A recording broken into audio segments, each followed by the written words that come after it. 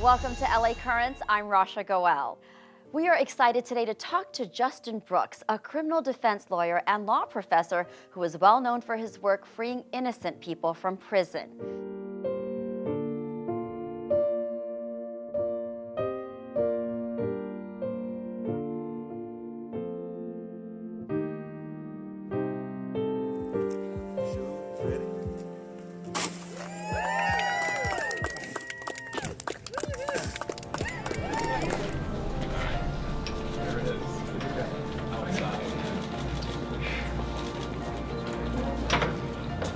What are you feeling, sir? Just keep walking.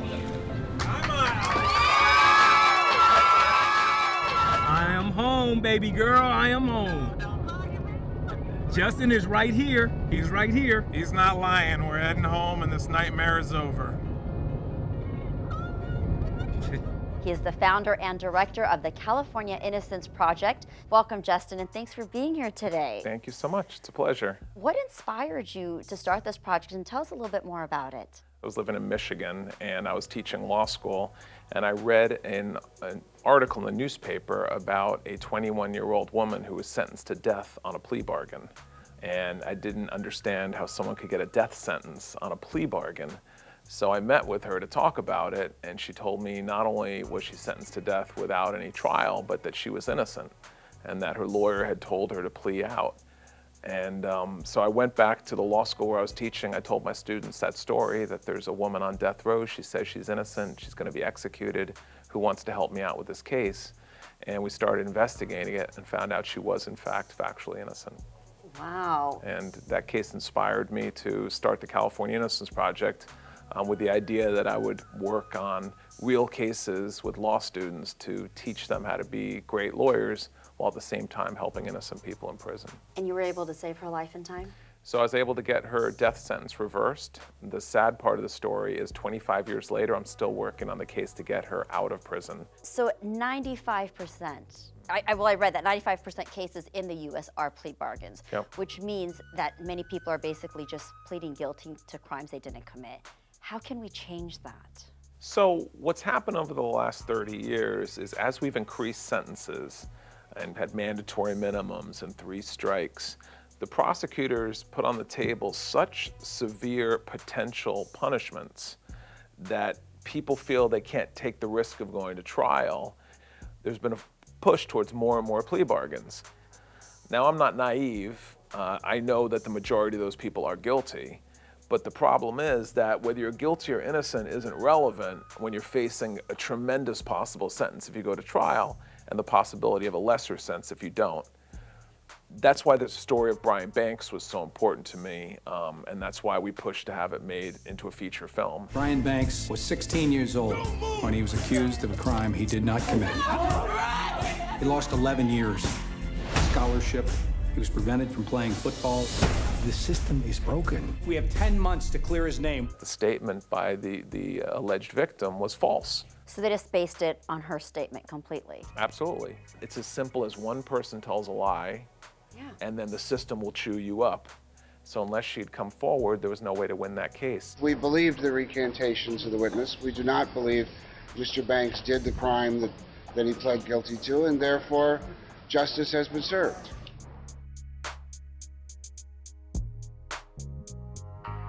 Let's talk about wrongful convictions.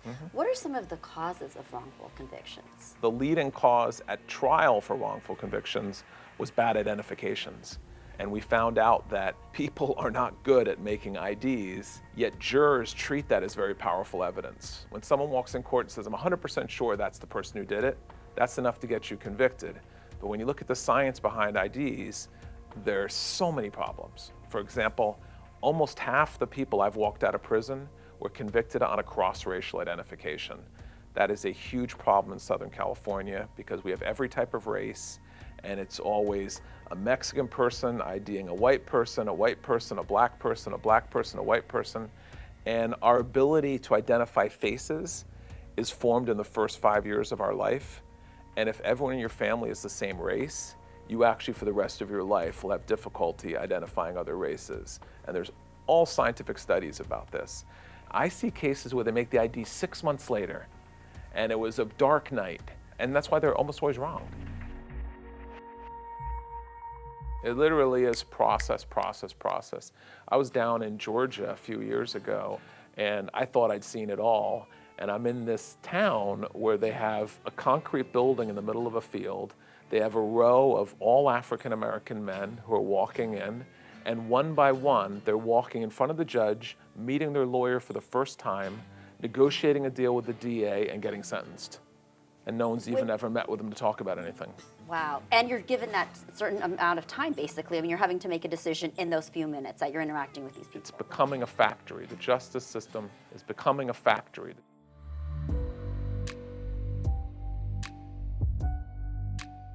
Innocent people sometimes confess. And I've looked at a lot of these cases, and sometimes it's as simple as you've been interrogated for 13, 14 hours, you're tired of it, and you just say, okay, I did it. What do you need me to sign? And they're just angry and they sign it. Such a shame. And they're thinking, you're not going to convict me of this because I didn't do it. And now that person goes to prison for the rest of their life. That's very, very common.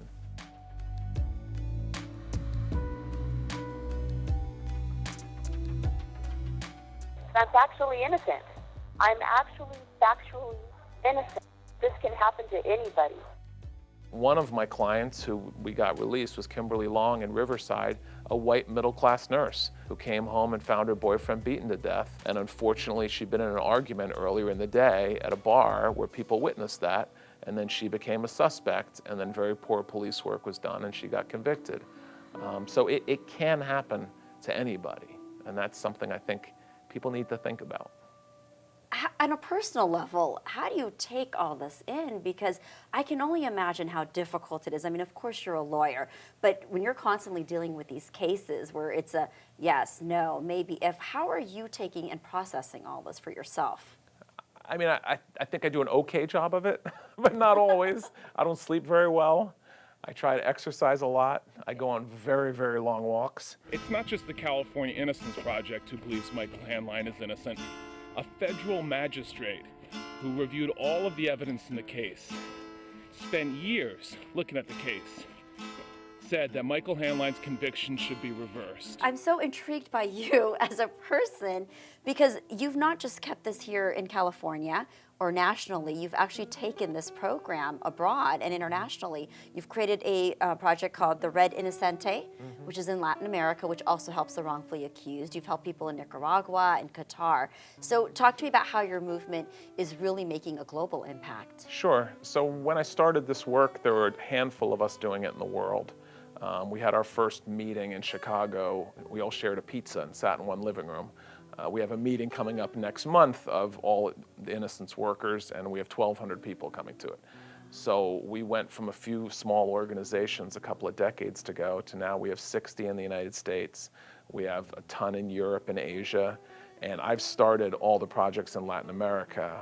Yeah, it's become a global movement. And the reason is because there's innocent people in prison in every country in the world. There's no perfect system. If there's something that you could share with the audiences today or something that you'd want them to know, what is one thing that you'd like to share with them or tell them? Politicians have used fear to get us to pass a whole lot of laws that don't make sense. And if you're ever serving on a jury, really try to set aside your own biases that we all have and try to see what is the evidence in this case. And does that meet the burden of proof? Oh, I love that.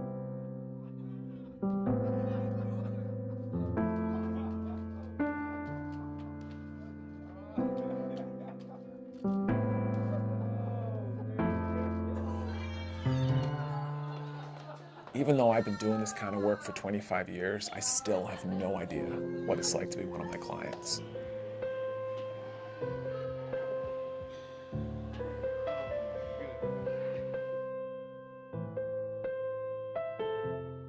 Before we close out here, is there a website that people can go to find out more about the Please go to CaliforniaInnocence CaliforniaInnocence.org. Of course, we'd love people's support. We have to raise money to work on these cases. Thank you so much, Justin. And thank you for joining us for another episode of LA Currents.